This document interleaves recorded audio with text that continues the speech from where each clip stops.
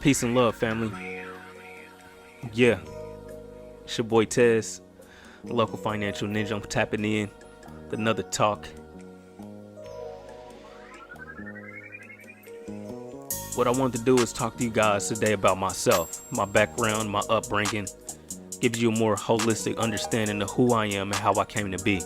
So, I'm from Kansas City, Missouri, aka Killer City, the middle of the map. And I was raised I was raised in the hood, y'all.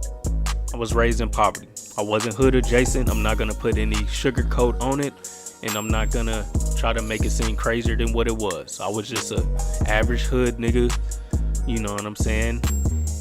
I wasn't hood adjacent. I didn't have a Huxtable lifestyle inside the home, but was raised in a rough middle class area or nothing like that. I was really outside, and I was really socialized in poverty in the streets, you know, coming in contact with the elements. My mother, she battled substance abuse for the greater part of my life. She's going on 9-10 years clean.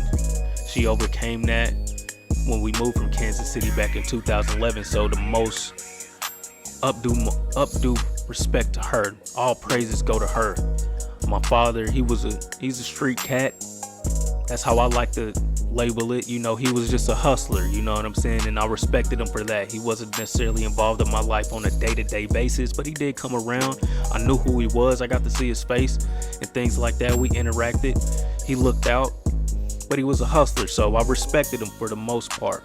You know, when you're growing up in poverty as a young man, or just as a person in general, that's where you direct your respect from.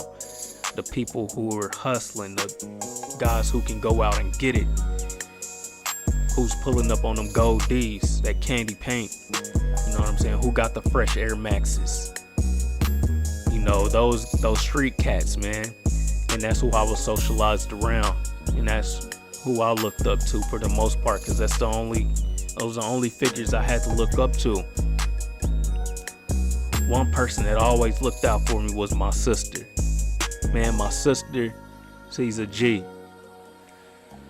She wasn't a girly girl. She was a tom girl cause of the environment we was raised in and our cousins. So she had the style, you know what I'm saying? That 90s style, early 2000s style, she had it, man. So she kept me fresh. You know, she laced my boots. That was the first person to lace my boots and get me the game was my sister. She's 9 years older than me. So basically like a second mother. So when my mom was out there doing her thing, you know, I always had a mother figure there, and it was my sister. She never was involved really in the streets or criminal activity. She worked hard doing her little jobs and things like that. So she taught me how to work hard, and I think that's one thing that I get from her is being able to hold down an actual job, not care what anybody else is talking about, and you know, getting the things that you want out of life. She's now in the U.S. Navy. Before we moved out of the hood, she joined the Navy. You know what I'm saying? And she's a soldier. She's a sailor. So my respect to all of our servicemen out there. And shouts out to QM First Class Pendleton. Y'all know what it is, baby. But yeah. So it's just a little bit about the environment I was coming from. So one thing about me, I was always different. I always wanted to escape. And I think this has something to do with some of the stuff I used to watch on TV. We never had cable, but ABC each summer always used to have the X Games on there. And one thing about the X Games, man, that shit looked fun to me. So early on, I started skateboarding, rollerblades, bikes, all of that. That was me. It just gave me a way to escape, you know. Even though I used to get cracked on, I was called Tony Hawk and Gangster Urkel and stuff like that. You know, I wasn't necessarily bullied, but you know, we just used to crack on each other. So that's how I was labeled. You know, me and one of my best friends, he was on the same stuff. We was just different, you know what I'm saying? Both of our moms battled substance abuse. I think that's what brought us together. But He had been living in the hood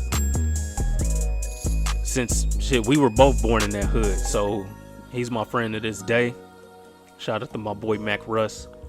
But we was just always different. So I was involved in all kind of stuff. I played the saxophone. I actually still play the saxophone. Started playing in the 4th grade, but all of those things always gave me just a release, a therapeutic escape, if you would say, from the hood, from the pressures of just not having anything, man. Just the mental anguish, going through that type of stuff. So that's kind of what really what gave me, it started off my range, sort of say, like me being eclectic, you know what I'm saying? Being raised in the city of a lot of culture, but being in the poverty, wanting to escape from that made me go out and seek different things. So just skateboarding and playing music, that showed me a lot of different lifestyles and let me meet a lot of different people, that gave me a higher level consciousness. So I eventually went to college, went to a HBCU. I got a small scholarship just to go. And I always knew I wanted to go to college because I knew it was going to be cracking off tops. I wasn't like, oh yeah, I don't want to move away. No, I knew the shit was going to be cracking. So I took that scholarship. I went to Orangeburg, South Carolina, Claflin University, founded in 1869.